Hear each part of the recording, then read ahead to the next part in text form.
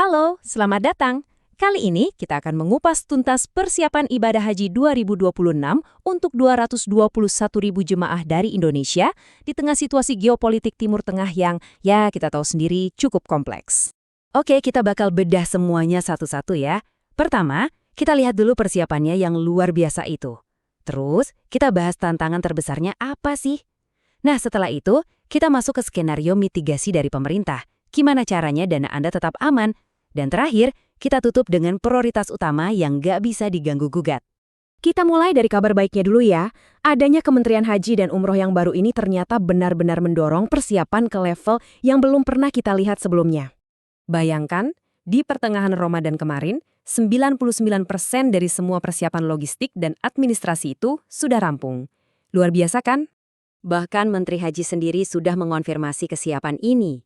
Tentu ini jadi sebuah penegasan untuk membangun rasa percaya dan ketenangan bagi para jamaah.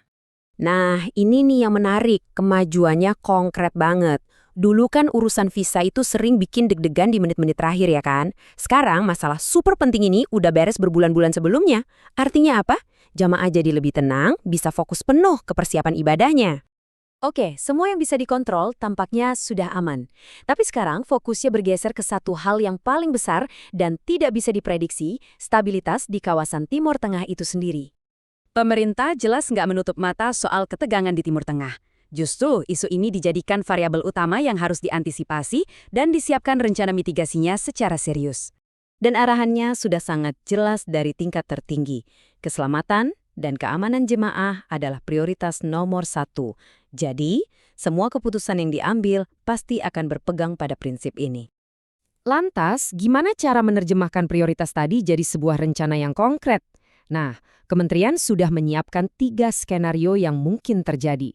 Tentu saja kita semua berharap skenario pertama yang terjadi. Tapi, pemerintah sudah siap 100% untuk skenario ketiga, yaitu pengalihan rute. Ini dianggap sebagai solusi paling praktis untuk memastikan jemaah tetap bisa berangkat, meskipun ada sebagian wilayah udara yang harus dihindari. Dan ini dia gambaran jelasnya, dampak langsung dari rencana darurat tadi. Rutenya dialihkan, artinya nambah sekitar 4 jam di perjalanan. Nah, ini tentu ngaruh banget ke stamina jamaah, apalagi yang lansia. Belum lagi ada dampak biayanya yang nggak sedikit. Potensi biaya tambahan akibat pengalihan rute dan naiknya harga aftur ini diperkirakan bisa mencapai angka yang fantastis, 1 triliun rupiah. Tapi, meskipun angkanya sebesar itu, Menteri sudah berkomitmen di depan publik. Pemerintah akan berupaya keras agar biaya tambahan ini tidak dibebankan ke pundak para jemaah. Ini pasti memunculkan pertanyaan penting. Kalau, amit-amit, skenario terburuk terjadi dan keberangkatan dibatalkan, gimana nasib uang jemaah? Oke, mari kita lihat jaring pengamannya. Jadi, poin utamanya adalah sudah ada payung hukum yang namanya force majeure atau keadaan kahar. Kalau sampai ada deklarasi darurat, klausul ini otomatis aktif. Jadi, perlindungan dana jemaah itu bukan improvisasi, tapi memang sudah ada prosedurnya untuk memastikan uang Anda aman. Jadi, ini bukan rencana dadakan ya. Semuanya udah ada alurnya, ada protokolnya, siap dijalankan kalau amit-amit dibutuhkan.